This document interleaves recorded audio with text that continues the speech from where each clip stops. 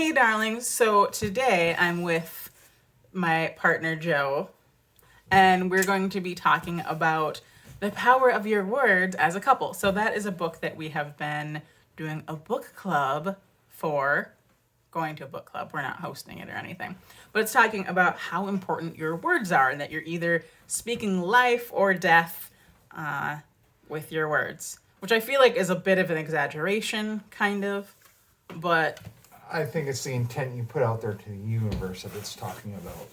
well, the book itself is talking about like God and religion, but I feel like you don't necessarily have to believe in God to reap the benefits, which I feel really terrible saying as a Christian. Sacrilege. Sacrilege.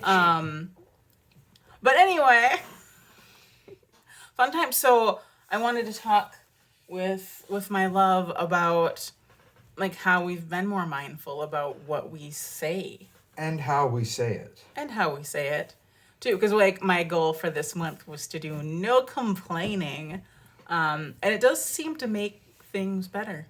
It's difficult and it's hard to figure out like what's the line between What's the line between complaining a and not complaint and a complaining. fact? Yeah. Where does it become the embellishment that makes it a complaint? Yes. And my thing is too, like, how do you address something? Like if there's some sort of, I don't know what, like there hasn't really been anything, but if you were just doing something that I found frustrating, Like not doing my workouts for a week. it's like, how do you it's been challenging trying to figure out, like, how do I bring something up to him, but in a positive way? How do I not nag? At least you've never been a nag, though. True, I try not to be. You haven't been. Yeah. But I know for me, like, it does, it feels like it makes me focus more on the positive. And because, like I've said, my regular work has been pretty darn busy.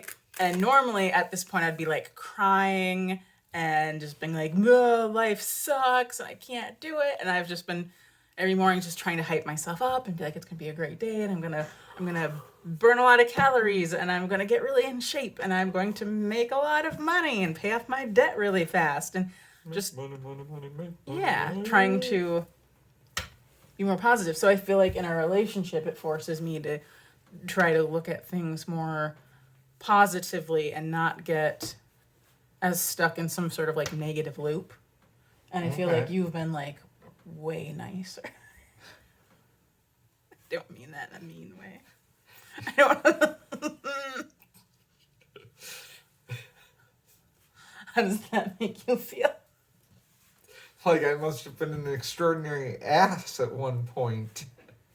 I mean, you're not wrong, honey. But no,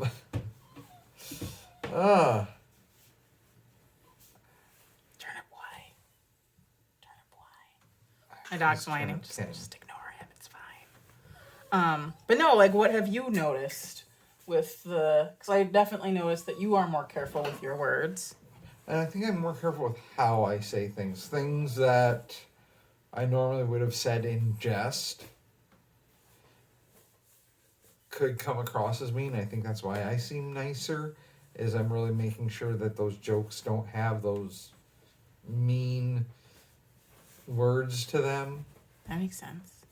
You know, even if it is a little bit of sarcasm or it's meant as a joke, it might not always have felt funny to you deep down.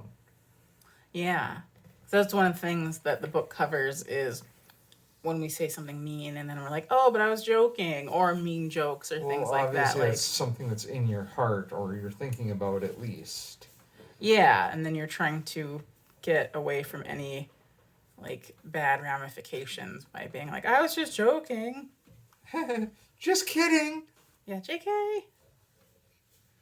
Yeah. So I think that's probably why I seem nicer.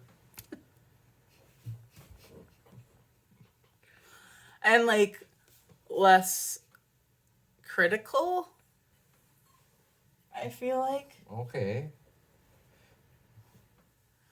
Do I seem less critical? Hi, I'm Joe and I'm on the spot. Welcome to Joe on the Spot. Just gonna throw these with things your at you. interrogator, Kira Joel. Yeah. I'm great at it. I don't think you've ever been super critical. I mean, you're a pretty mellow person overall, hon. I don't think anyone's ever described me as mellow. Okay, with the stupidity that I pull, the things I have said, Oh, I and the things suppose. I've done, you're a pretty mellow person. I suppose in that respect. Yes. Yes, okay. Now, when it comes to yourself, you can be high-strung. Yes. And be like, oh, but I've got to do this and I've got to do that. No, yes. That's basically like my brain 24/7. It's better. It's definitely better than it That's used your brain to be. 25/8, darling. 25/8, pretty much. I mean, Yes. it's better. It's better. No, than it used to definitely be. has gotten better. My anxiety is like.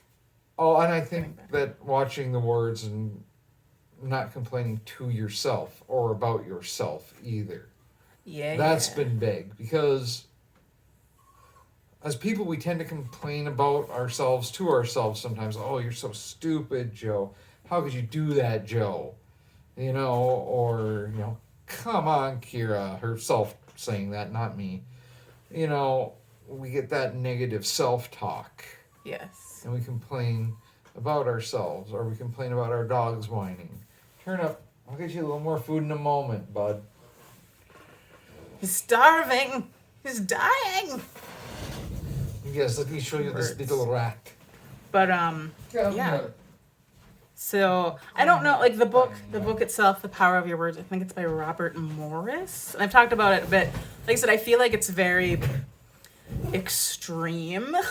Like there's parts of it where I'm just like, it's a little bit much. No. But like the overall message, I think, is so helpful, and like I said, just being mindful about your words, and Turnip is happy. Yes. And quiet. It's not fighting for a moment. That's fun. No, but it's a very good book. I mean, and it does invoke thought. Yes. Provoke thought. Provoke, invoke. I believe it's provoke. Provoke. I love when I'm just like, I'm an author and I don't know words sometimes. I do know some words. Words. I'm not going to completely Words badmouth myself hard. because positive. Words are hard. It's way easier to like write fun words and string them together well when you can edit them. And you can just vomit stuff out on a page and then fix it later. Yeah, then you get the chance to go back and edit. Yes, exactly.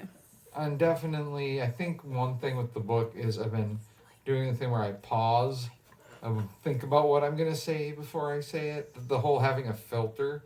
I do have one, but I've probably been engaging it a little more. Oh, that's cool. I do try to do that as well. Just take a moment and be like, is this a nice thing that I'm putting out there? A positive thing? So tell us what your all thoughts are on words, the consequences of your words. What do you think of that? Whether it be from a religious standpoint as Christianity or law of attraction, Buddhism. If you have a point of view on that, we would love to hear that in the comments. Or she would, and she'll tell me about it, because I don't, yeah. And we can discuss that later. If you have questions for either Kira or Joe, ask us in the comments. We'd be happy to answer. Now, Kira is in the future, will be an award-winning author and narrator. She has one book out on Audible, and what is that book? Satirist. And that link, the link to get that, will be in the description below, as well as the link to her other books on Kindle. Heck yeah. I just have to make sure to add those. All right. We're done. Okay, bye.